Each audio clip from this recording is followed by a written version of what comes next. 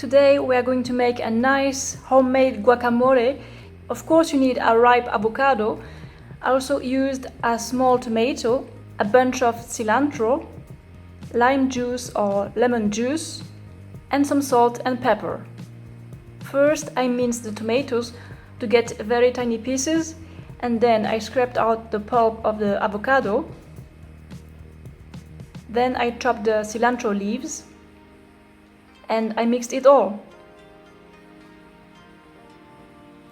Once all the ingredients are well mixed, I drizzled some lime juice on top of it.